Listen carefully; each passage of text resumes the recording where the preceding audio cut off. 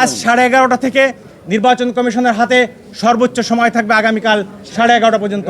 তার 1 মিনিট পরে গেলে নির্বাচন কমিশন কন্টেম্প্ট অফ কোর্টের মামলায় পড়তে পারে। এলিমিনেশনের আইন হচ্ছে 6-1-2021 সালের আইনে আছে যে এলিমিনেশন করতে হলে সারা বাংলাদেশকে একসাথে নিয়ে বসতে হবে।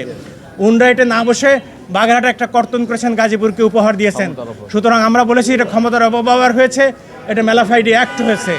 সুতরাং আদালত আমাদের আইনকে আমাদের বক্তব্যকে গ্রহণ করেছেন এবং নির্বাচন কমিশনের যে গ্রস মিসকন্ডাক্ট হয়েছে, নেগলিজেন্স হয়েছে, সেটার উপর আদালত বক্তব্য প্রশ্ন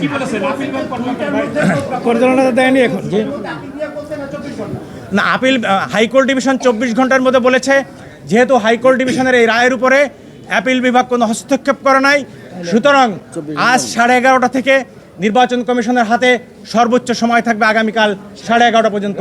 তার 1 মিনিট পরে গেলে নির্বাচন কমিশন কন্টেম্প্ট অফ কোর্টের মামলায় পড়তে পারে। বার্তা বলবো না, আমরা বলি কাজ করতে গেলে ভুল হয়। নির্বাচন কমিশনের একটা ভুল হয়েছে, আদালত এটা সুদ্দের দিয়েছেন। আমরা আশা করি নির্বাচন কমিশনের উপরে অনেক গুরুদায়িত্ব আছে ভবিষ্যতে। এত বড় সংসদ নির্বাচন এবং গণভোটের আয়োজন করবেন, নির্বাচন কমিশন সঠিক পথে থেকে আমাদের বাংলাদেশের গণতন্ত্র ফিরিয়ে দেবেন, এটা নির্বাচন কমিশনের উপর আমরা প্রত্যাশা করি।